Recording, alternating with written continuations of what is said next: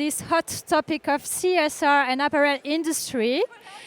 We have a 100% French panel conversation, so if you are English speaker, you can take a headset to hear everything in English.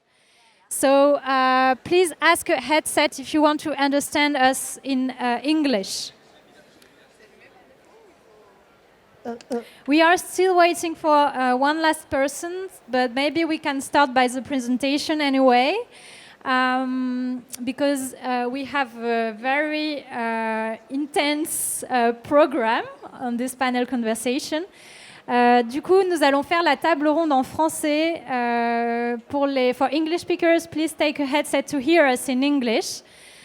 Bonjour Pablo, je vous propose qu'on fasse les présentations dans ce sens-là. On commence par vous, on termine par Catherine, afin que ce soit plus simple pour tout le monde et parce que vous avez quelques slides à partager pour l'introduction. Est-ce que vous pouvez vous présenter ainsi que les activités pour un réveil écologique ? Oui, bonjour à tous. Donc, merci beaucoup pour l'invitation. Donc, je m'appelle Pablo Gilles, je suis membre du collectif Pour un réveil écologique. Alors, c'est un collectif qui regroupe principalement des étudiants des grandes écoles et des universités et de jeunes actifs. Et il s'est axé autour d'un manifeste que nous avons signé dans lequel nous nous engageons à ne pas aller travailler pour des entreprises et des employeurs publics qui n'intègrent pas de manière sérieuse les enjeux climatiques et écologiques dans leur mode de fonctionnement et dans leur stratégie. Ce manifeste a été signé par plus de 32 000 personnes et nous avons du coup créé ce collectif en se déclinant sur deux actions principales que l'on nomme Réveille ta formation et Réveille ton employeur. Réveille ta formation, c'est que nous sommes allés à la rencontre des grandes écoles et des universités pour les pousser à intégrer ces enjeux dans les formations obligatoires. Il n'est pas normal aujourd'hui qu'un financier, que même un ingénieur n'ait pas à minima une sensibilisation sur les impacts futurs de ces activités en tant qu'acteur du monde économique de demain. Et ensuite, le pôle Réveille ton employeur, c'est nous sommes allés au contact des entreprises avec cette espèce de chantage à l'emploi inversé en disant « Donnez-nous des éléments concrets de votre engagement ». Sinon, on ne viendra pas travailler pour vous. Et pour vous donner un exemple, l'entreprise Total Energy, cela fait 3 ans maintenant qu'ils identifiaient comme risque majeur, parmi les 3 premiers risques majeurs, le manque d'attractivité et la difficulté de recrutement de ce qu'ils appellent les jeunes talents, qui sont les jeunes diplômés dont ils ont évidemment besoin. Donc ça nous a permis d'aller communiquer avec eux, échanger, leur envoyer des questionnaires, quelles sont vos actions, etc. Et on a évidemment rencontré le fameux greenwashing, sur lequel les entreprises utilisent des informations biaisées afin de nous faire croire que c'est une entreprise viable, engagée, etc. Donc on a développé des outils de lecture destinés à tous ceux qui recherchent une entreprise vertueuse et dans lesquels on a évidemment utilisé les documents d'enregistrement universel, la DPEF, tout ce genre de documents dans lesquels on s'est rendu compte qu'une harmonisation par un standard commun ambitieux et le plus rapidement possible serait évidemment très efficace afin de choisir nos manières de consommer, de choisir notre orientation professionnelle et de jouer sur ce levier et de faire changer les entreprises par ce levier de pression. Et également de réorienter les flux financiers vers des activités durables. Voilà. Merci beaucoup, vaste programme. Valentine. Bonjour, je suis Valentine, je suis la cofondatrice de Redonner. Alors déjà, merci de nous accueillir, je suis ravie d'échanger avec vous tous et de vous rencontrer. C'est le but de ces salons. Redonner, alors nous, on a cofondé donc, cette société avec Alexis Colomb, qui est en fait une solution digitale à destination des marques et des enseignes de mode pour les aider à s'inscrire dans une démarche d'économie circulaire et notamment les accompagner pour leur permettre de collecter et revaloriser tous les textiles usagés ou inutilisés de leurs clients. Voilà, donc l'idée c'est de le faire aussi en essayant de créer un cercle vertueux avec tous les acteurs du secteur et notamment la filière de collecte et du tri et du recyclage en France qui aujourd'hui est en train de se structurer avec le temps et avec l'aide du gouvernement dans les années à venir. Et c'est vrai que l'objectif aussi c'est de s'appuyer sur cette filière au travers des partenariats qu'on établit avec les marques, c'est d'aider à faire en sorte que cette filière elle se développe. Et notamment par l'intermédiaire de déjà la massification de la collecte pour lui permettre de s'industrialiser. Voilà, donc c'est nous par ce biais-là qu'on essaye de, à notre échelle, avoir un impact et accompagner aussi au développement de toutes les entreprises et associations qui font partie de l'ESS et qui forment cette filière. Merci beaucoup, Ramata. Bonjour à tous, je vous remercie de m'avoir... Enfin, je suis ravie de participer en tout cas à cette conférence, à ce panel. Donc moi en fait je suis professeure, j'interviens dans différentes écoles de commerce et écoles de mode sur des sujets liés à la sustainability et aussi de manière plus générale, stratégie, marketing et communication. Et en parallèle, je suis consultante, je vais accompagner des entrepreneurs dans le développement de leur marque et l'idée c'est que je les accompagne à vraiment allier sustainability et efficiency. Moi j'ai travaillé pour des marques de mode françaises par le passé et j'étais responsable fast fashion. Donc dans le travail que je fais aujourd'hui, j'essaye de me racheter une conduite. Je suis passée de l'autre côté de la barrière après avoir vraiment été dans une logique industrielle et j'étais challengée en fait par mes boss pour aller vers toujours plus de marge, être toujours plus rapide dans les livraisons. Et à un moment donné, j'ai switché et j'ai eu envie de changer et d'accompagner des marques dans un développement de la mode plus vertueux en fait. Donc c'est ce que j'essaye de faire au quotidien en ayant vu en plus l'autre côté de manière extrêmement précise. Et en parallèle de tout ça, j'ai développé en fait une plateforme qui s'appelle Africa Fashion Tour, dont l'objet en fait c'est de mieux connaître l'écosystème de la mode en Afrique, parce que du coup en fait on a sur ce continent-là une manière d'envisager la mode qui est totalement différente des écosystèmes auxquels on est familier. Moi je suis d'origine guinéenne mais je suis née à Paris, donc en 2017 quand je commence à faire des voyages en Afrique pour aller vraiment assister à des Fashion Week, rencontrer des designers, je vois comment ça peut fonctionner de faire des petites quantités, faire du sur-mesure, de travailler avec vraiment une vision, une manière de construire des collections qui n'a rien à voir avec ce à quoi j'étais habituée. Et du coup, c'est cette perspective-là que j'essaye d'échanger à travers des podcasts, à travers des articles, à travers des conférences pour qu'on puisse se dire, en fait, il y a d'autres voies possibles, il y a d'autres business models et les bonnes idées viennent pas forcément toujours du nord vers le sud. En fait, il y a vraiment plein d'autres voies possibles. Et moi, c'est ce que j'essaye d'explorer au quotidien. Et donc, je suis ravie de pouvoir partager tout ça avec vous aujourd'hui. Merci beaucoup. On attend encore Maria, Mariana. Donc, c'est à Maria Louisa que je donne la parole.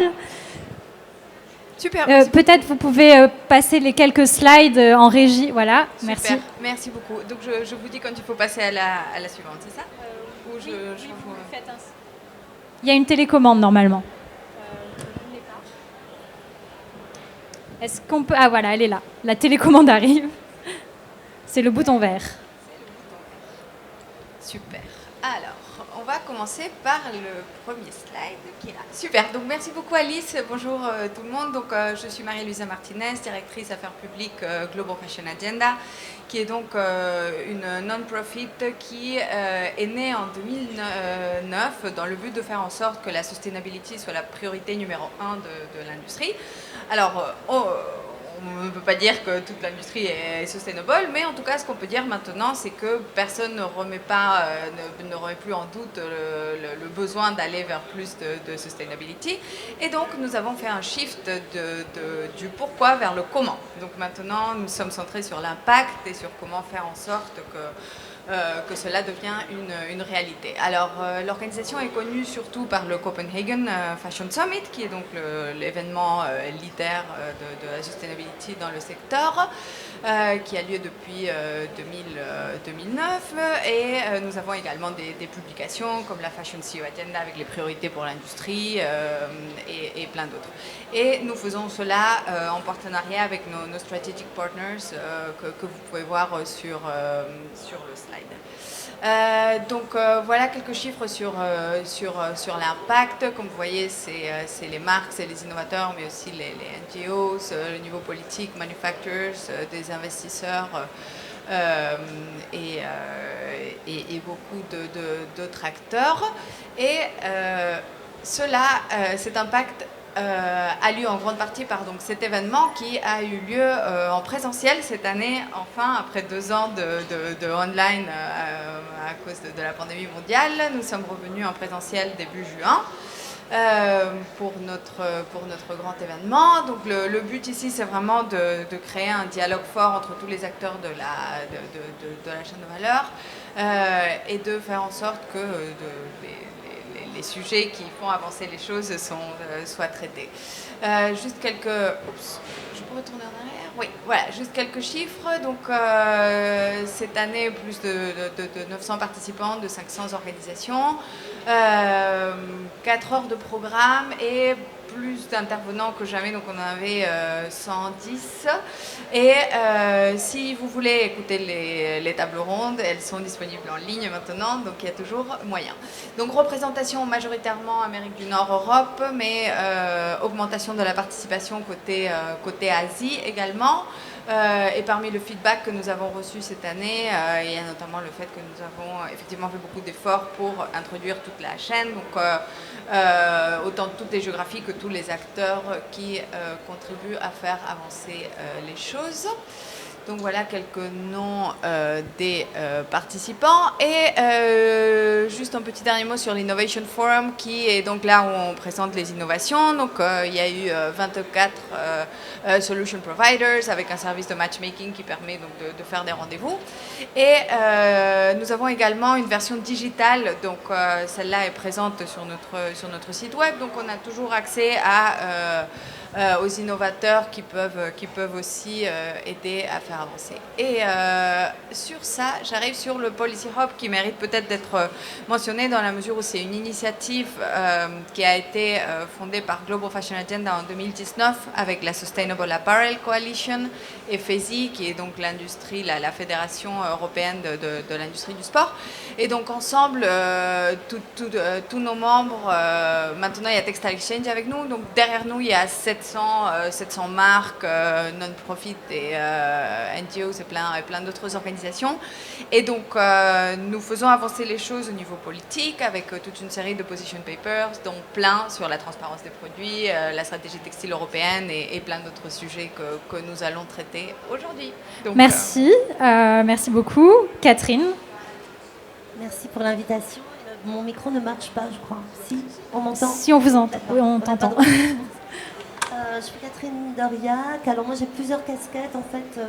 Pour simplifier, je suis rédactrice en chef adjointe aux impacts de la revue You Make, qui est une revue papier qui a été lancée en 2019, qui paraît pour l'instant, suite au Covid, qu'une seule fois par an. Mais on espère accélérer les numéros. Je suis aussi autrice, je viens de publier un livre qui s'appelle Fashion, Fake or Not aux éditions Tana, qui est un petit livre mais très impactant sur l'ensemble de la supply chain, les impacts, quelques solutions à la fin. Et enfin, je suis présidente de Fashion Révolution France depuis 2020, un mois avant le Covid, ce qui ne nous a pas tellement aidés. Mais Fashion Révolution, c'est la plus grosse ONG qui traite de salaire vital, de droits des travailleurs, de justice sociale et justice environnementale au monde avec 96 pays. C'est parti d'Angleterre, Carrie Summers et Ursula De Castro ont lancé le hashtag Who Made My Clothes à la suite de l'effondrement du Rana Plaza en 2013. Je rappelle, 1138 morts, 2500 blessés, beaucoup de femmes, 80% de femmes dans l'industrie. Donc voilà, nous on travaille sur la justice sociale et la justice environnementale. On essaie, autant que faire se peut, d'informer au mieux le consommateur final, mais aussi d'avoir des actions politiques avec tous les politiques au niveau national. On a changé d'assemblée, donc ça va être le moment de remettre notre sac à dos et d'aller les voir et de leur parler de nos actions. Au niveau européen et au niveau mondial. Donc voilà, j'ai un petit scoop à vous dire et j'avais attendre la fin de la table ronde.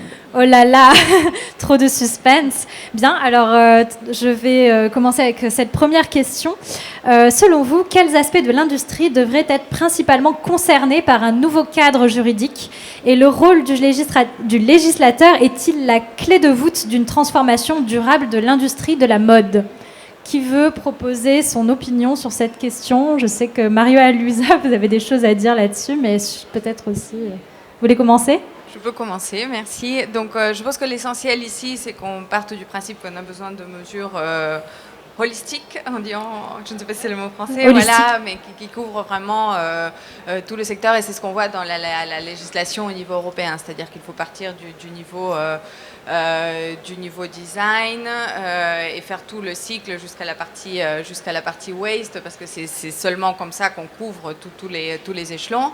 Est-ce que la législation va tout résoudre? Alors, pas du jour au lendemain, c'est sûr, mais ce qui est sûr aussi, c'est qu'on a un peu peu atteint la limite de ce qu'on pouvait faire avec le volontaire. Donc si on veut atteindre un niveau où c'est fait à échelle et les acteurs qui n'ont pas commencé leur chemin vers plus de sustainability doivent y rentrer, c'est sûr que la législation va faire accélérer les choses. Et de ce point de vue-là, c'est vrai que l'Europe a pris les devants avec cette stratégie textile européenne. Donc il faut juste que le reste du monde suive maintenant. Mais c'est en tout cas très positif qu'il y ait un gros focus sur le secteur qui n'y était pas jusqu'à fin mars de cette année au niveau européen. Très bien. Alors moi j'ai quelque chose à rajouter justement. Le problème de cette loi qui va être discutée à la Commission européenne, c'est qu'elle n'est pas du tout assez large, et notamment au niveau des problématiques sociales. Je rappelle, les travailleurs, encore une fois, je sors ma casse-tête un peu CGT marxiste, mais désolé, c'est vraiment le gros problème dans la chaîne de valeur. Alors ici, on peut parler de redonner, de réutiliser, de 3D, de zéro déchet, mais tant qu'il n'y aura pas des lois pour protéger les gens qui sont en bout de chaîne, qui sont payés des misères, qui n'ont pas de salaire vital, on n'ira pas vraiment loin, et malheureusement, c'est encore une fois un peu hypocrite. Donc, je garde mon scoop pour la fin. D'accord, très bien. Mais c'est vrai que cette loi, elle prévoit à un petit endroit une aide, ou en tout cas un support aux industriels sur leur transformation, mais ça reste très vague. Et hier, on avait un échange sur les textiles recyclés avec des industriels qui faisaient entendre leur voix sur le fait que leur réalité de terrain à eux, c'est que les gens, la question qui se pose, c'est comment je vais manger. Donc l'horizon 2050, on comprend bien que c'est pas forcément eux qui vont pouvoir intervenir de manière massive, et voilà, donc il faut toujours se replacer au niveau aussi des différents points de vue dans l'industrie et se dire on peut tous agir, mais pas forcément dans les mêmes proportions, avec les mêmes moyens en tout cas. Merci pour ce commentaire. Quelqu'un d'autre? Valentine. Oui, je pense, complètement alignée. Je pense que les conditions de travail, clairement, c'est une très très grosse problématique sur le sujet. Maintenant, nous, c'est vrai qu'on est plus informés et on se dirige plus sur la partie. Une fois que les vêtements ont été utilisés, qu'est-ce qui devient, qu'est-ce qu'on en fait, etc. Et de ce point de vue-là, c'est vrai que d'un point de vue réglementaire, je pense qu'il y a deux niveaux sur lesquels on va clairement avoir besoin d'un cadre un petit peu plus étroit que ce qu'on a aujourd'hui. C'est notamment sur la collecte et les collecteurs, les accompagner. C'est géré en général par des associations qui font partie de l'ESS. Ils n'ont pas toujours les moyens nécessaires. Et il en vient même jusqu'à la sécurité. On a tous entendu parler des Roumains qui vont dévaliser les containers dans la rue et qui envoient des enfants à l'intérieur des containers. Enfin, je veux dire, on se retrouve dans des situations, honnêtement, qui sont dangereuses. Encore une fois, on en revient à la vie des gens. Donc, je pense que de ce point de vue-là, on a clairement besoin d'un cadre et aussi davantage d'accompagner les associations qui sont aujourd'hui les acteurs principaux qui gèrent cette collecte et les déchets textiles. Donc ça, c'est fondamental. Et ensuite, si on va un peu plus loin, aujourd'hui, il y a une grosse partie, plus de la moitié de ce qu'on collecte part à l'exportation. Et ça, c'est aussi encore une grosse question. L'exportation, aujourd'hui, clairement, a besoin d'un cadre. On a tous vu des reportages. Et alors, d'ailleurs, je serais ravie, parce que peut-être que tu as certainement des informations et ta vision sur comment ça se passe, notamment en Afrique, parce qu'on a tous entendu parler de ces vêtements qui finissent sur des décharges à ciel ouvert. Et l'exportation ne va pas s'arrêter du jour au lendemain parce que c'est le modèle économique de la filière. Aujourd'hui, les débouchés principalement sont à l'étranger. Il y a aussi une demande à l'étranger. Le problème, c'est que une fois que ça part, ce que ça devient, le contrôle, tout est plus opaque et plus flou sur ce qui se passe. À partir du moment où on se dit que certainement on va relocaliser tout ça en France, parce que c'est l'objectif, évidemment, que chacun de ces pays relocalise ça et se dirige plus vers une boucle fermée sur du recyclage. Pour autant, la transition, elle va prendre du temps. Et du coup, qu'est-ce qui se passe pendant tout ce laps de temps? Parce qu'aujourd'hui, ça continue de partir à l'étranger dans un cadre qui est... et ça, c'est pas qu'à l'échelle nationale ou qu'à l'échelle de l'Europe, c'est à l'échelle internationale. Parce que quand je vois, et on a regardé un peu plus dans le détail, En France, ils sont quand même, ils suivent un cahier des charges qui est quand même extrêmement précis. Honnêtement, quand on regarde, et notamment ce qui se passe aux États-Unis, c'est quand même pas la même histoire. Donc c'est quand même vraiment un sujet qui est vraiment international et qui, d'un point de vue réglementaire, enfin pour le coup, a vraiment besoin d'être davantage cadré dans les années à venir parce que l'exportation ne va pas s'arrêter demain. Donc il faut qu'on y mette un cadre. Très bien. Ramata? Effectivement, je suis complètement alignée avec tout ce qui s'est dit jusqu'ici. Moi, je trouve qu'il y a toujours, effectivement, dans toutes ces lois, en fait, un certain nombre de promesses où on se dit, faut signer, ça paraît tout à fait évident ce qui est listé. Et c'est difficile d'avoir quelqu'un qui va dire, non, ça va pas. Bien sûr que c'est au niveau international, on est assez d'accord là-dessus. Ce qu'on n'évoque pas souvent, c'est les sanctions, en fait. On a aussi cette impression qu'en fait, à un moment donné, si c'est facile pour les entreprises de contourner ces lois ou de se dire, je vais payer une amende et en fait, je pourrais continuer business as usual, c'est ça en fait aussi qu'il faut arriver à challenger en fait et à se dire, faut qu'on parle de tout ce qui est mis en place pour faire mieux, pour être plus sustainable, mais il faut aussi qu'on puisse dire, en fait, le risque en termes d'amende, le risque dans la manière de travailler au quotidien, c'est ça, et du coup c'est dommage d'en arriver à des choses qui sont finalement de communiquer sur une sanction, mais à un moment donné, il faut aussi qu'on ait un peu une peur par rapport à ça et qu'on se dise il y a un risque en fait derrière et donc on a une obligation à adopter des nouveaux principes. Là, moi, j'attends beaucoup de voir au niveau des douanes américaines, ils ont vraiment mis en place là des lois en disant voilà. Si il y a des produits qui viennent d'une région spécifique en Chine, il va falloir donner des documents qui prouvent que cette marchandise ne vient pas du travail forcé. La loi, elle a été décidée. Maintenant, quelles vont être les actions ? Est-ce que au niveau des résultats, on va voir une baisse des importations? Est-ce qu'on va voir un changement au niveau du cadre de travail de certaines personnes dans ces régions? Je trouve qu'en plus de la loi, il faut qu'on puisse se dire à 3 mois, à 6 mois, est-ce qu'il y a eu des amendes? Est-ce qu'il y a eu du changement? Et c'est là-dessus où on va pouvoir se rendre compte s'il y a eu un impact en fait. Et pour moi, c'est là-dessus qu'il faut se challenger vraiment. En tout cas, au niveau des salons, on a vu quand même que la loi AGEC en France avait fait bouger des marques. Et de ce faisant, les fournisseurs suivent tout de suite. Les fournisseurs sont quand même très réactifs à la demande de leurs clients. Donc on voit qu'intervenir au niveau des marques, parce que longtemps on a entendu c'est les consommateurs qui doivent changer. On voyait bien que c'était insuffisant. Mais on a vu en tout cas là quand même que ça faisait changer des choses de manière assez efficiente. Donc on va aller plus loin. Ouais.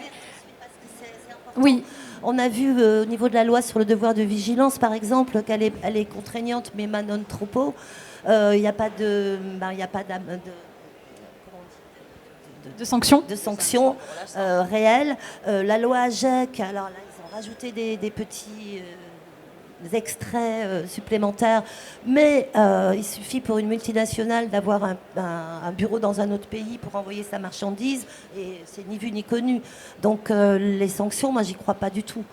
Enfin, en tout cas, les sanctions, nous, en tout cas, ce qu'on a observé, c'est qu'il y avait même des startups comme Redonner ou WeTurn qui arrivaient à venir solutionner quelques-unes des problématiques du secteur à une échelle qui, évidemment, n'est pas satisfaisante. Ça reste des micros. Excusez-moi, je minimise pas du tout l'action des associations. Non, on sait. J'en ai une. Donc, mais en tout cas, on voit... c'est un pansement sur une jambe de bois, j'ai envie de dire. Le gros problème aujourd'hui, c'est la surproduction. Ça a été dit à la table ronde précédente.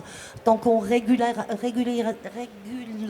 pas... Bon, c'est dur à dire, j'ai du mal, ça reste là. Cette surproduction internationale, on va arriver à rien du tout. Le problème aujourd'hui, c'est l'effondrement économique dans lequel on s'engage là pour les années à venir. Et je pense que ça va se réguler tout seul parce qu'on n'aura plus d'argent. Et donc, on ne va pas s'acheter des vêtements toutes les 5 minutes. Youpi, c'est la fête. Je pense que ça ne va pas être la priorité pour les gens. Donc, faisons attention à ce qu'on achète aujourd'hui. Achetons des beaux vêtements, on va les porter longtemps, je pense. Oui, Mariana nous a rejoint. Désolée pour les retards. C'est comme les retards, on fait du monde de l'industrie. sur le bas carbone. Je t'ai préparé en plus pour l'anglais parce que j'avais cru que c'était en anglais, mais Oui, c'est aucun mais souci finalement, pour moi. comme il nous manquait les anglophones, On a passé, oui, aucun souci. Non, c'est juste à rebondir à ce que vous dites sur le modèle surconsommation, surproduction qu'il faut intervenir. C'est comme tous les autres secteurs de l'énergie et de l'industrie actuellement, c'est la sobriété qu'il faudra aussi intégrer dans l'industrie du textile. Et je pense que plus les qualitatifs, ça va prendre les dessus au fur et à mesure. Et c'est là où le rôle des associations, c'est plus au niveau du pédagogique. Je pense la sensibilisation des consommateurs au fur et à mesure pour vraiment arriver à la durabilité dans ces secteurs à la longue. Parce que le devoir de vigilance, oui, vous avez tout à fait raison. Je l'ai fait pour d'autres sociétés, peut-être pas autant sur les textiles, mais c'est vrai qu'effectivement, quand on n'a pas les sanctions qui tombent, les sociétés, ils essayent toujours avec les petits fenêtres d'arriver à continuer à produire à leur façon. Mais je pense que c'est un cercle vertueux, c'est-à-dire que quand un et les grands commencent, les autres vont suivre. Parce que les grands, ils vont donner les sourcing pour les bien sûr. Et qui sont les grands? Qui sont les grands? Alors c'est une question que C'est vrai j'aimerais qu'il y a bien les grands poser à textiles. Pablo qui n'a pas parlé encore, et aussi j'aimerais embrayer sur cette deuxième question qui est justement, puisque vous m'ouvrez la voie, à votre avis, à quels acteurs de l'industrie ce cadre devrait-il principalement s'adresser, ce nouveau cadre légal, puisqu'on l'appelle de nos voeux? Oui, bon, des fois je suis pas pertinent, donc je préfère pas parler quand je maîtrise pas les sujets. Je pense que c'est quelque chose qu'on devrait suivre de manière plus régulière. Mais en effet, nous, de notre point de vue, il devrait s'appliquer dans l'idéal à tous les acteurs. Mais après, évidemment, on sait qu'avec la dilution des chaînes de valeur, avec la problématique des fournisseurs, avec la problématique de l'inversion de pouvoir entre les entreprises et les fournisseurs qui sont parfois en quasi situation de monopole, c'est très dur d'appliquer tout cela. Derrière, c'est pour ça que la loi, je rejoins totalement, permettrait à court, moyen terme de sortir de ce dilemme du prisonnier en harmonisant, en demandant les mêmes choses à toutes les entreprises qui pourraient ensuite se regrouper de manière volontaire et aller exercer une pression sur les fournisseurs qui parfois juste leur disent écoutez, moi j'ai 45 personnes comme vous dans mon portfolio, vous travaillez avec moi, vous travaillez pas avec moi, ça changerait. Si les 45 se mettent à lui demander la même chose, on aurait un levier de pression qui est à mon avis intéressant. Et pour rebondir sur la société civile et les associations, ils sont bons pour sensibiliser. C'est si et seulement si on a une information de qualité et disponibles, et aussi ils sont bons pour un autre levier qui est le levier de pression, le name and shame. Ça marche extrêmement bien aujourd'hui, surtout dans l'industrie de la mode où la communication est la clé. On peut espérer à moyen terme, soit par une régulation, soit par une incitation, notamment sur les moyens de communiquer des entreprises, implémenter des petits messages, dire voilà mon produit il a tel impact, etc. Recasser cette histoire de chaîne de valeur. Donc oui, je suis tout à fait Donc d'accord. des recours collectifs sur cette question, peut-être quelqu'un veut rebondir, de savoir qui on adresse principalement, parce que c'est vrai que ça interpelle, parce que les fournisseurs qui étaient là hier vous diront oui très bien, mais moi en fait je fais ce qu'on me dit, Si on me paye, je fais mieux. Le problème c'est que personne ne veut assumer le coût et que du coup eux, les fournisseurs, s'adaptent en fait tout simplement à la demande.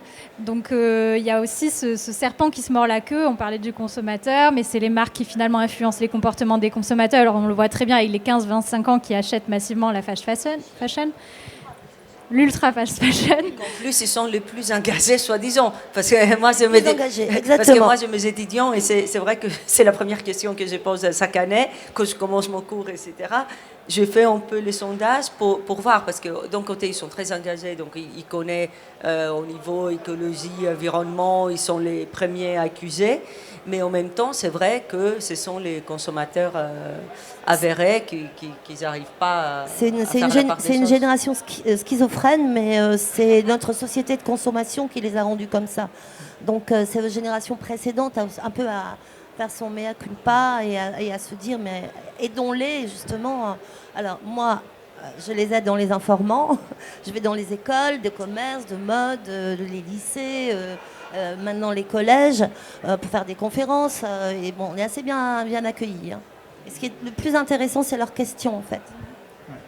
Après, si Pablo. je peux rajouter, notre génération, parce que je m'estime, voilà, j'ai 25 ans, j'en fais encore partie, on est la cible, une des cibles prioritaires sur la plupart des... On va prendre l'exemple de Chine, ils ont une sélection, notamment sur leur levier marketing, très spécifique sur notre jeune génération.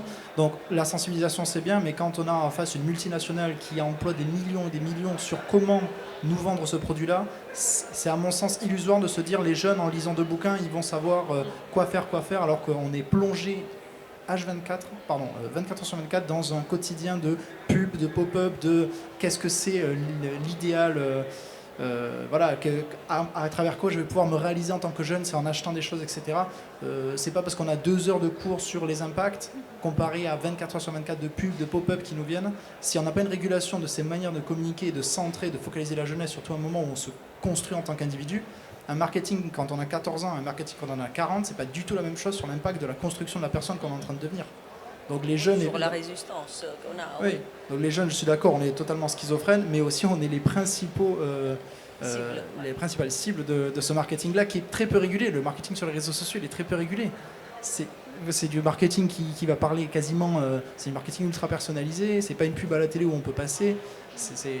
C'est une véritable matrice mise en place par des multinationales qui injectent des millions. Donc, à mon avis, c'est illusoire sans régulation de se dire les jeunes, ils vont... Il y a même effectivement des médias qui parlent d'addiction au shopping en ligne via les réseaux sociaux, enfin TikTok, etc. Et les leviers marketing, depuis qu'on sait exploiter les données, sont très efficaces pour les faire aller dans le sens des achats non responsables, tout en ayant, j'ai vu ça, ce qu'on appelle du walk washing et du diversity washing, c'est-à-dire on utilise des modèles de divers morphotypes, diverses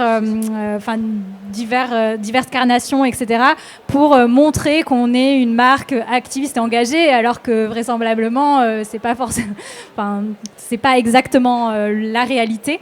Ou c'est les enfants qui produisent, parce que c'est ça, mais moi je reviens que dans les cercles vertueux, il faut que tout le monde, et je pense que justement la législation, peut-être toutes les directives européennes, ils vont vers ce sens-là. J'ai vu, c'est très ambitieux, tous les programmes qui veulent déployer de maintenant jusqu'à 2024, j'espère qu'ils y arriveront.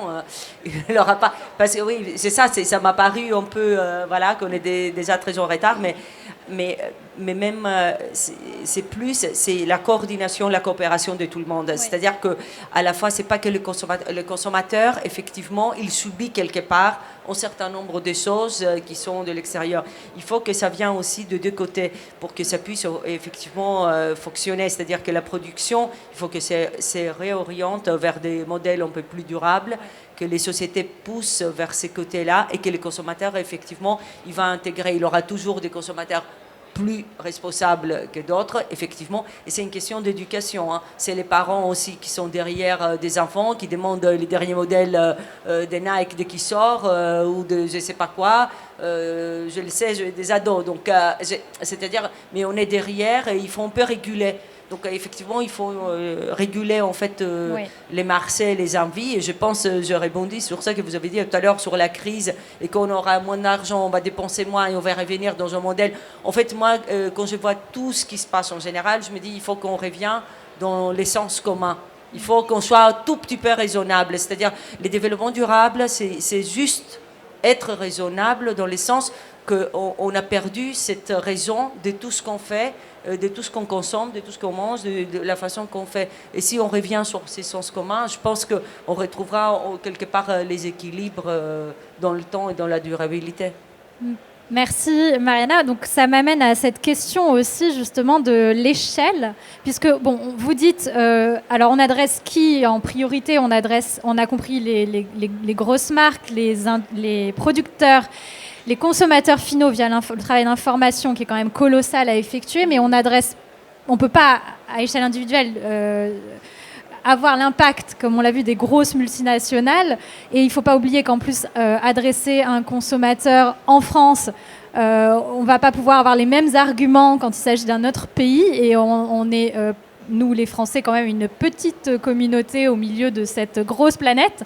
Donc peut-être communauté francophone quand même. en plus, c'est pas rien, mais Il y a beaucoup de pays qui parlent français. oui, donc c'est vrai, il faut pas négliger ça, mais je voudrais peut-être poser cette question aussi de l'échelle. Quelle serait l'échelle éventuellement réalisable pour un nouveau cadre et sa diffusion est-il totalement utopique d'envisager du coup une homogénéisation compte tenu de ces différences à échelle de la planète des lois concernant l'impact des fabricants, voilà, dans tous les pays producteurs d'articles de mode Ramata?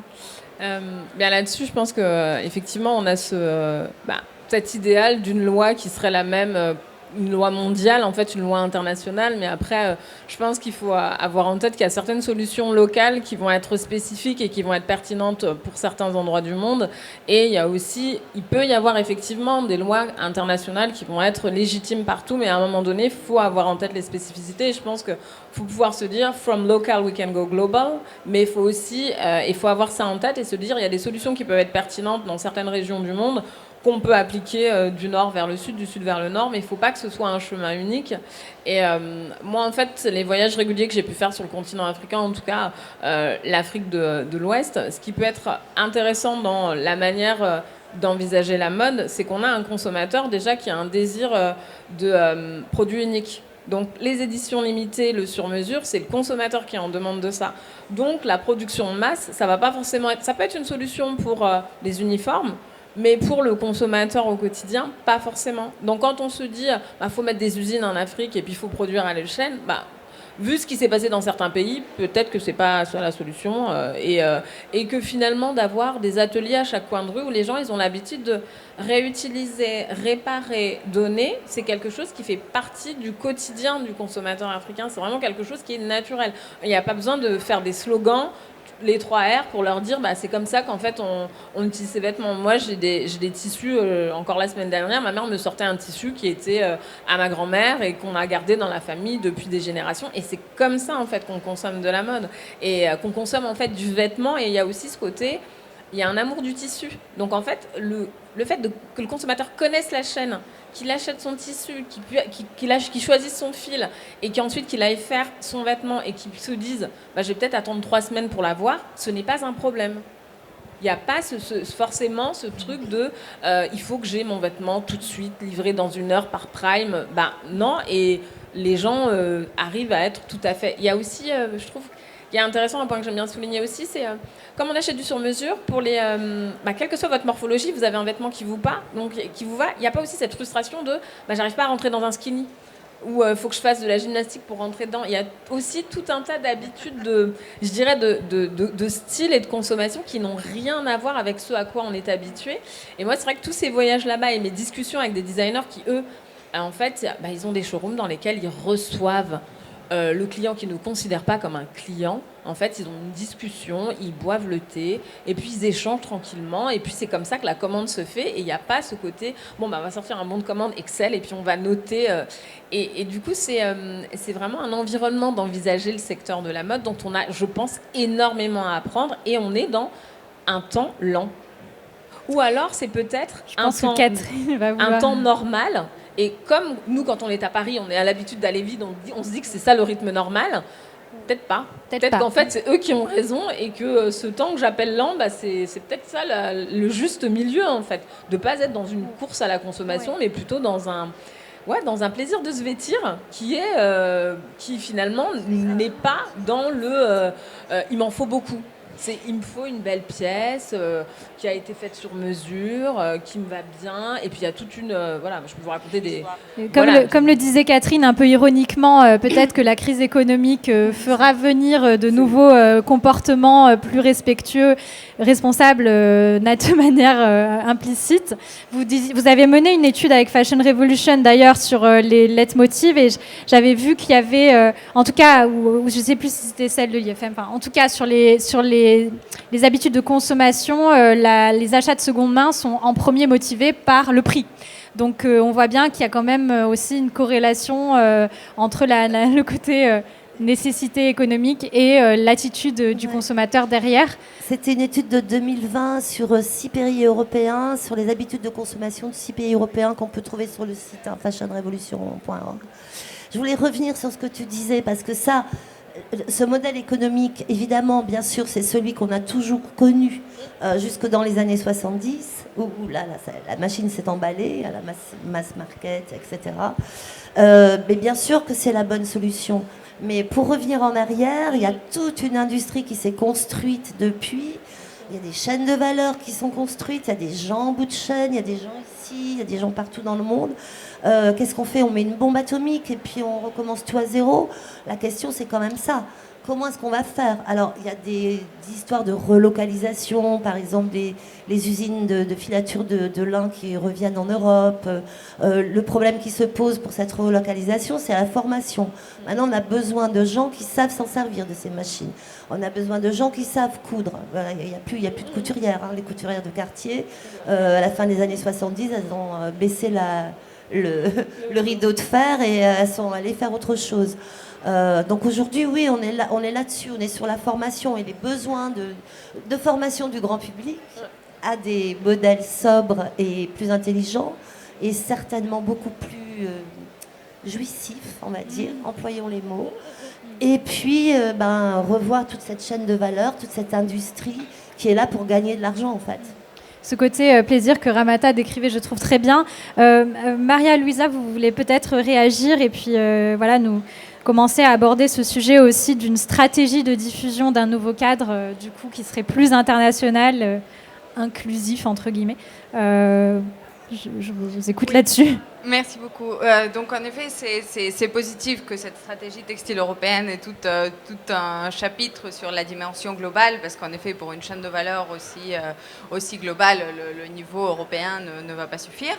Donc est-ce que c'est une utopie? C'est sûr qu'on n'y est pas, mais après on a vu des choses dans le secteur du plastique, notamment avec la Global Plastic Alliance des Nations Unies et de la Commission européenne, qui permet au final d'incentiver le dialogue, qui au final c'est ce dont on a besoin. Donc c'est quelque chose que nous essayons de faire beaucoup chez Global Fashion Agenda. Nous avions eu une table ronde l'année dernière avec des représentants politiques de la Commission européenne, du niveau international, et puis toutes ces associations du Brésil, de l'Asie, qui au final n'étaient pas forcément au courant qu'il y avait une stratégie textile européenne qui va les impacter aussi. Donc je pense que c'est aussi important qu'au plus haut niveau, les gens se parlent et qu'il y ait un cadre international qui permette d'unir les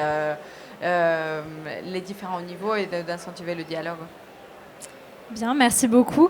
Sur cet enjeu de diffusion par rapport à un nouveau cadre, parce que même finalement, je me rends compte, on entend le mot loi AGEC quand on est effectivement spécialisé ou vraiment intéressé et concerné. On entend aussi on parlait de cette stratégie de la Commission, mais le texte de loi en lui-même, combien d'entre nous l'avons réellement étudié, challengé, lu? Donc, quels pourraient être les leviers de diffusion de cette information? Peut-être quelqu'un, Valentine C'est peut-être le moment de mon scoop. Peut-être. Alors, Fashion Revolution avec l'ONG Clean Clothes Campaign et Fairtrade International vont lancer un ECI qui est une initiative citoyenne européenne pour abonder la loi. On le lance, alors normalement j'ai pas trop le droit d'en parler, ça va être lancé officiellement le 19 juillet.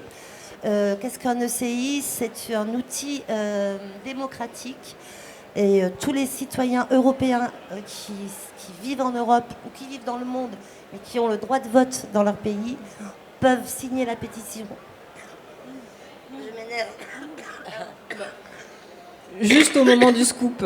Oui, normal, c'est l'émotion.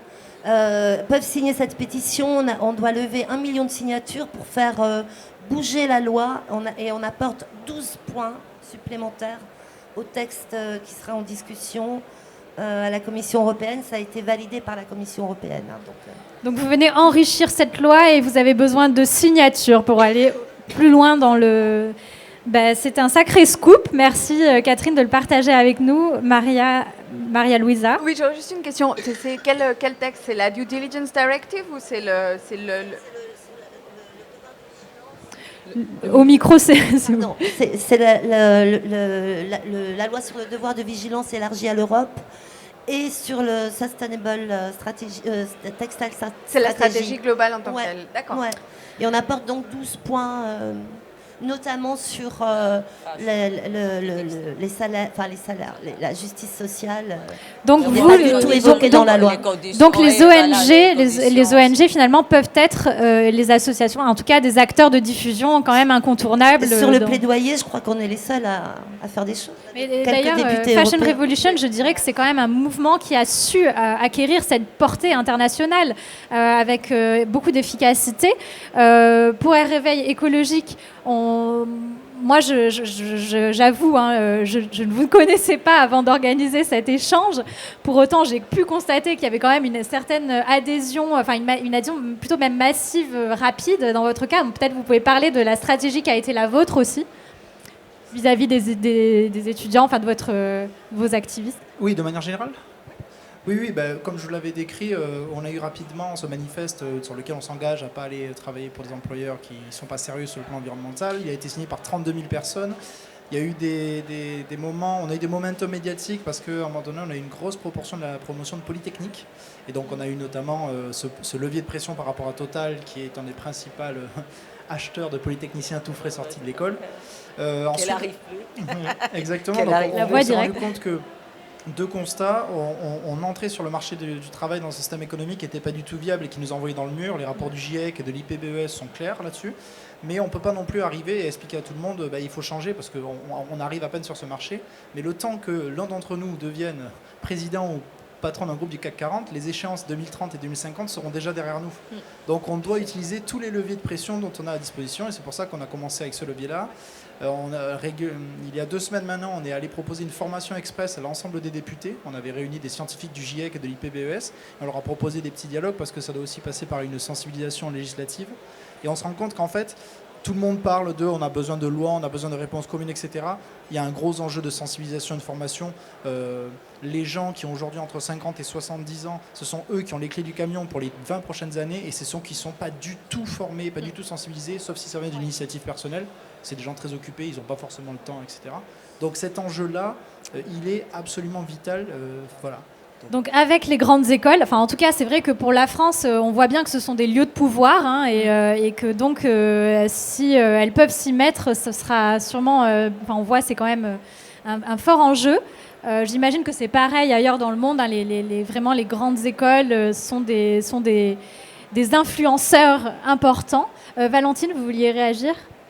Oui, je pense, sur ce sujet-là, au même titre que Fashion Revolution, on voit qu'il y a une effervescence et que les gens et les marques et tous les acteurs comme nous qui essayons à notre échelle de rendre la mode plus circulaire, il y a une effervescence, les gens ont envie d'échanger. Les solutions, elles ne sont pas toutes prêtes, toutes cuites. Est-ce que la loi, pour qui il faut qu'elle soit, dans quel cadre, etc.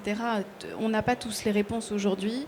En revanche, on sent qu'il y a effectivement des collectifs qui se forment, notamment, nous on a rejoint aussi le collectif de la Fédération de la mode circulaire, où il y a eu pendant une semaine des boards sur des thématiques diverses et variées sur justement l'économie circulaire, comment rendre cette industrie plus circulaire, et qui a vocation aussi à venir donner son avis pour effectivement venir apporter des points supplémentaires qui ne seraient pas mentionnés dans le cadre de ces lois à venir, etc. Parce qu'effectivement, c'est au travers des échanges et de bien comprendre la problématique de tout le monde. Et moi, quand j'ai entendu ce qu'on a dit sur là jusqu'à maintenant et les questions précédentes, on voit quand même un dénominateur commun qui sont quand même les marques, parce que les marques, elles ont la relation avec les fabricants, elles ont la relation avec les consommateurs. Donc en termes de prise de parole et d'impact, quand une marque, alors évidemment quand on parle des grosses, l'impact est démultiplié, mais la réalité c'est que l'influence des marques sur l'industrie, elle est énorme. L'acteur majoritairement concerné, à mon sens, sont les marques. Donc, inclure ces marques dans ces dialogues, je pense, est fondamental. On voit aujourd'hui, et ça, c'est ce qu'on essaye de faire au quotidien, c'est au travers de toute la démarche commerciale qu'on essaye de faire en allant taper aux portes des marques, c'est aussi les sensibiliser sur ces sujets-là, parce qu'elles sont évidemment pas toutes au même stade de maturité. Et beaucoup d'entre elles sont très en demande d'être accompagnées, conseillées, parce qu'honnêtement, c'est tellement un sujet vaste qu'elles ne savent pas très bien par quelle boule prendre. Et on se rend compte qu'elles sont ravies aussi de participer au débat. Et encore une fois, je pense que ce sont les premières concernées. Et ces collectifs, je pense qu'ils sont hyper importants parce que du coup, ils incluent les acteurs qui sont principalement concernés. Et c'est comme ça qu'on arrivera, en se mettant autour d'une table et en réunissant tous les acteurs, effectivement pas que les marques, de les mettre en face sur ceux qui vont gérer ensuite la collecte de ces événements, ce qu'ils vont devenir, où est-ce qu'ils vont aller, sur ceux qui les fabriquent, etc. pour qu'à un moment donné, on ait un dénominateur commun. Oui, et du coup, je vais peut-être juste passer sur ma question qui était celle, avec le recul, de savoir quelle mesure avait eu un réel impact, parce qu'on se rend compte qu'on n'a pas énormément de recul, mais on voit finalement poindre des choses avec ces nouveaux textes de loi, mais qui sont finalement très récents, pour aller vers mon autre question qui était, pourriez-vous citer des exemples d'initiatives dans l'industrie qui ont permis justement d'aller vers plus d'éco-socio-pertinence et des impacts, si possible, qui auraient été mesurés? Est-ce que quelqu'un veut se frotter à cette question-là, rétrospectivement Seulement dans le domaine textile, mode, ou ça peut être pourquoi un peu pas plus large? ailleurs? Des fois, vous venez d'un domaine complètement différent, je crois, que celui... donc peut-être non, peut-être qu'il y a des exemples à suivre ailleurs. L'industrie ou l'énergie, mais j'ai rejoint tout à fait, même dans le textile, on commence à voir, c'est vrai que moi... Je donne comme exemple, même si ce n'est pas les mieux, mais c'est quand même les cas pratiques que j'ai fait avec mes étudiants, c'est Patagonia. Bien sûr, c'est l'ADN de la société qui a commencé comme ça.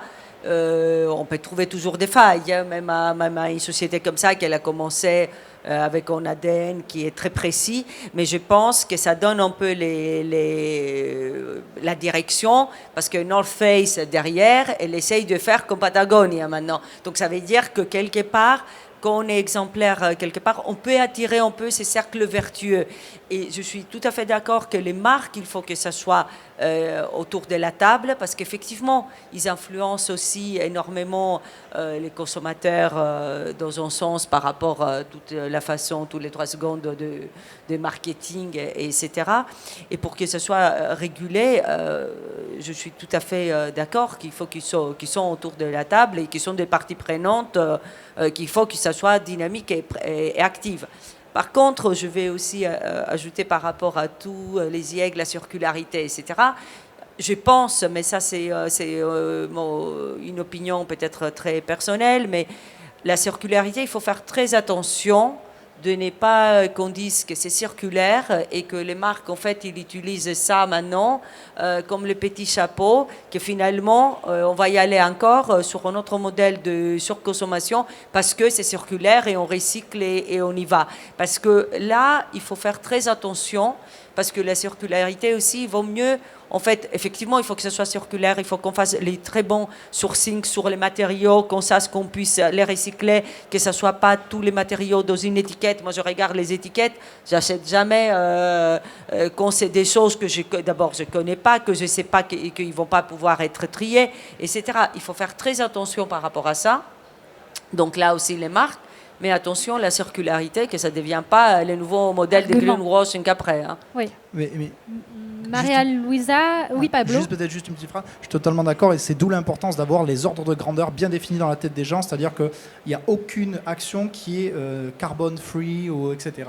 On a toujours un impact et il faut qu'on sache, voilà, aujourd'hui un Français avec les importations, il est à 10 tonnes de CO2 par tête et par an. On doit arriver en 2050 pour la neutralité à 2 tonnes. Donc ces 2 tonnes, il faut les répartir entre le transport, entre le chauffage, entre l'alimentation et entre l'achat. Donc il faut qu'on ait ces ordres de grandeur en sachant, voilà, on va avoir à peu près 200-300 kilos par an de CO2 qu'on peut destiner à la manière dont on s'habille. Combien ça coûte une chemise, même si elle est super circulaire, même si elle est super... Et ça, il faut cette métrique pour le climat, il faut cette métrique pour la biodiversité, pour les ressources aquatiques.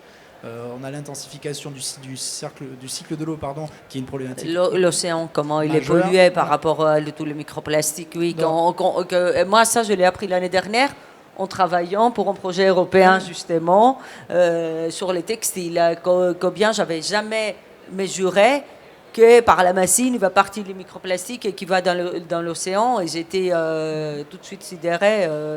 Il y a un autre sujet qui va poindre à l'horizon très très rapidement, c'est la toxicité de nos vêtements. Pour les écosystèmes dans les pays, on parle de teinture évidemment et d'ennoblissement, pour les écosystèmes, pour les travailleurs là-bas, mais pour nous ici. Parce que les vêtements, les teintures comportent du cadmium, du chrome, de l'arsenic. Il y a jusqu'à 127 produits chimiques dans certains vêtements. Et des perturbateurs endocriniens, bien sûr, et les trentenaires ne peuvent plus faire d'enfants. Ils ont tous des problèmes de fertilité, désolé, c'est la vérité. Ça, c'est vrai. Et donc, la prochaine crise sanitaire, alors bon, avec Covid-25 et compagnie, mais il y aura la toxicité des vêtements. Quand ça va sortir, ça va faire très mal.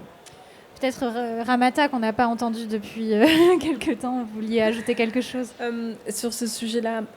Moi, ce qui me venait en tout cas en exemple d'industrie, de grosse industrie où on a vu un mouvement et où il y a eu des réticences au début, c'est dans l'alimentaire avec tout ce qui est consommer plus local, consommer bio, où aujourd'hui, quand on rentre dans n'importe quelle, je ne vais pas citer de marque, mais on va avoir un rayon bio, on va avoir un rayon qui est bio presque à 100% en fait.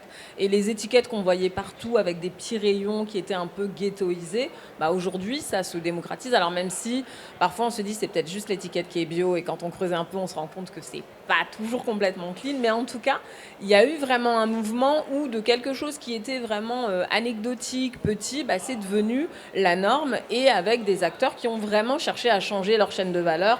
Et ça a été compliqué, ça a été dur, mais ça a été aussi adopté et par les marques et aussi par les consommateurs qui sont allés chercher ces produits-là. Et du coup, on n'est plus seulement faut aller chez Naturalia, faut aller chez Biocop, faut aller dans des boutiques spécialisées pour avoir ce type de produit. On va l'avoir accessible en fait pour tout le monde et à toute échelle.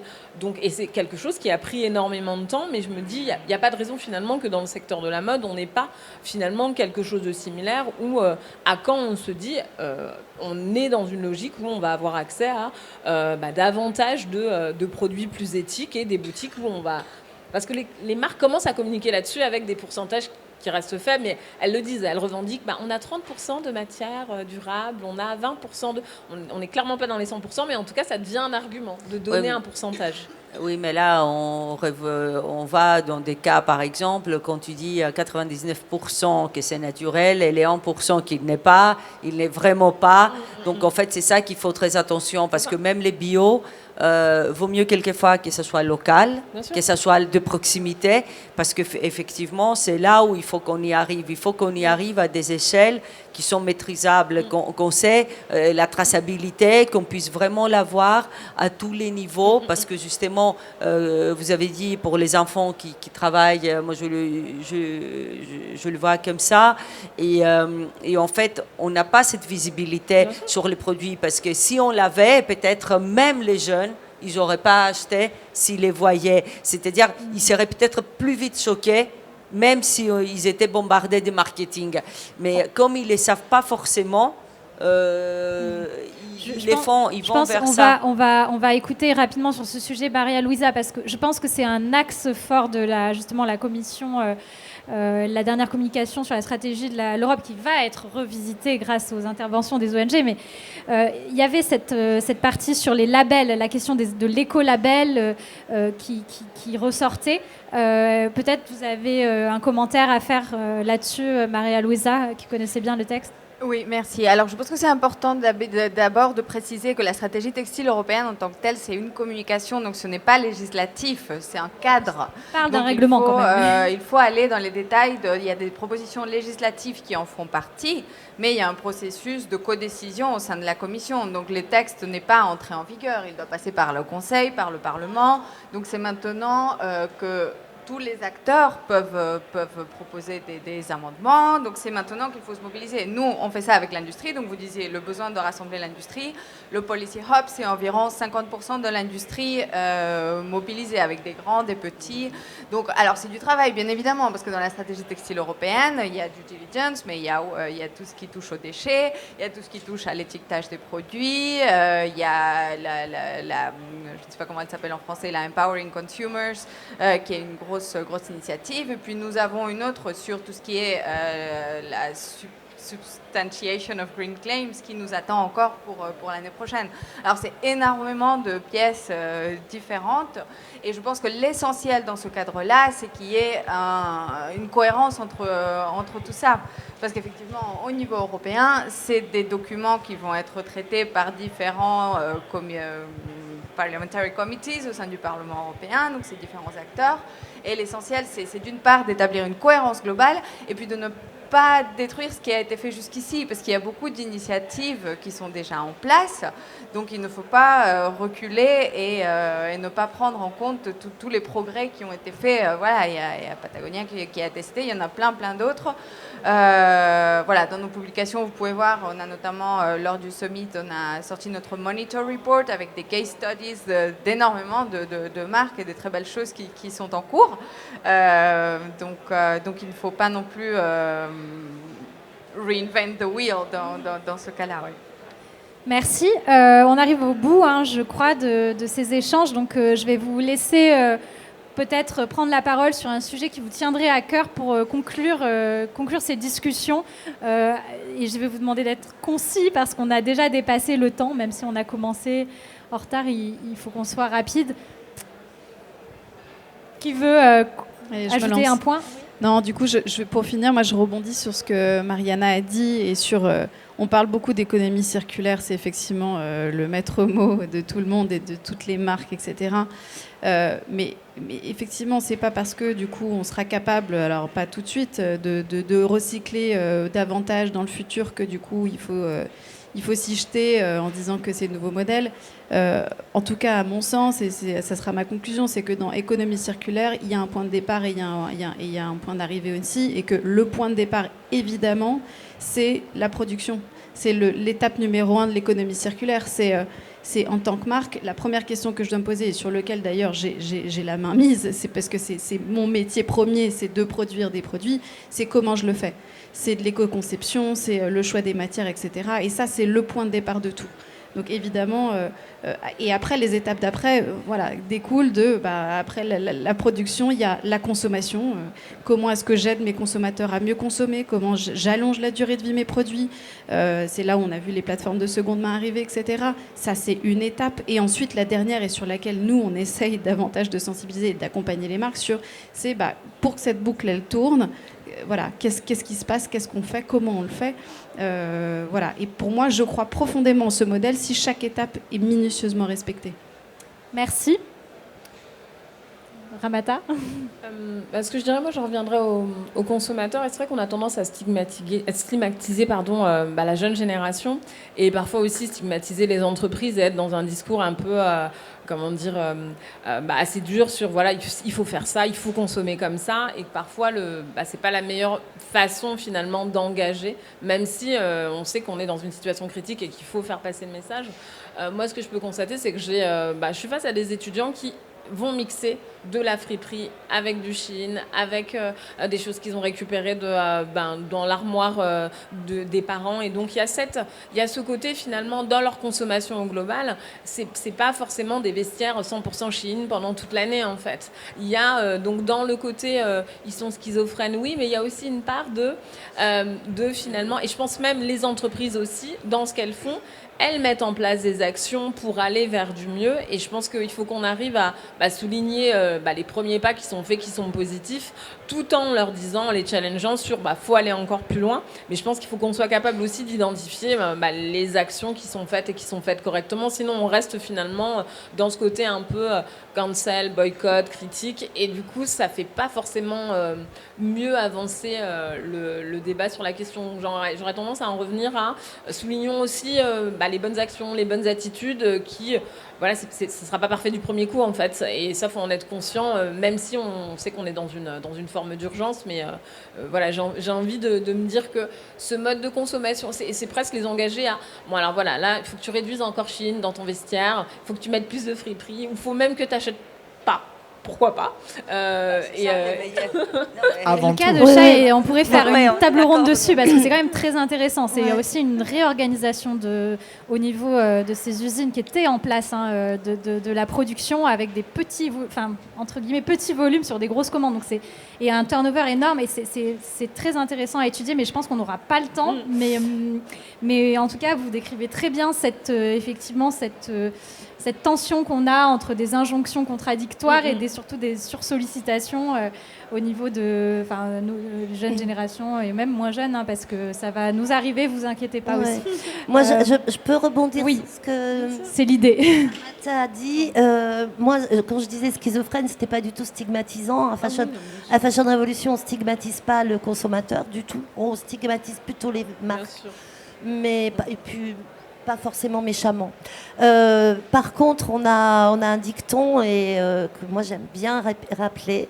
Moi j'aime bien dire aux gens, allez faire du shopping dans votre vestiaire, dans votre armoire, parce qu'on ne porte que 30% de ce qu'on a chez nous. Donc déjà, si on n'a plus envie de le porter, on peut faire des fiestas avec les copains.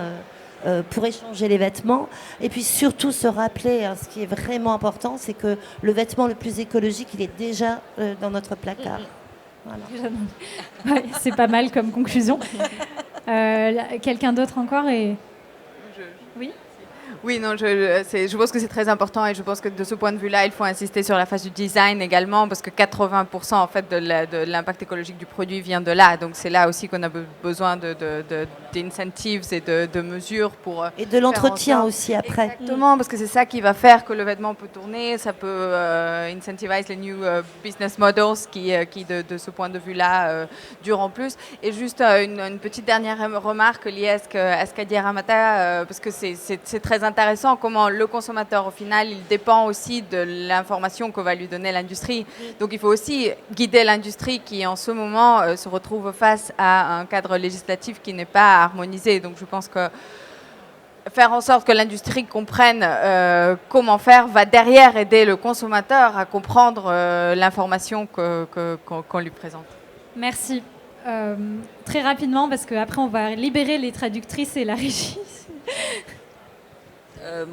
Moi, le mot que je suis d'accord avec tout le monde, donc je répète pas. C'est juste le mot peut-être le meilleur à ça, c'est là ça qu'on ne fait pas finalement par rapport au CO2 en tout cas, parce que là maintenant on est sur l'urgence climatique dans un premier temps. Et effectivement, comme je disais tout à l'heure, c'est la sobriété est très raisonnable en fait. Je pense que c'est ça, c'est qu'on revient dans quelque chose qui était la tradition, peut-être voilà les vestiaires de notre grand-mère qu'on a aussi qu'on peut mettre et tout ce qui est nouveau, qu'on sache que ça peut durer et qu'on peut aider à la fois toutes les parties prenantes de le mettre autour de la table pour trouver la coopération et la coordination. Vers la durabilité pour tout le monde, parce que c'est étape par étape en fait. Et Pablo. Et pour finir rapidement, moi je pense qu'il faut un changement radical et il ne faut pas avoir peur de ce terme qui est trop souvent lié à extrême. Alors que radical, ça veut juste dire s'attaquer à la racine des choses, à l'origine du problème. C'est pas du tout lié à l'extrémisme. Et aujourd'hui, l'extrémisme et le radicalisme sont posés de la même manière, c'est totalement faux.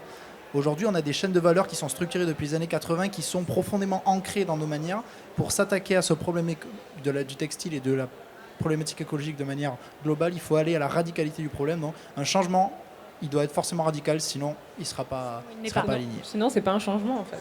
Voilà. Bon, changeons radicalement.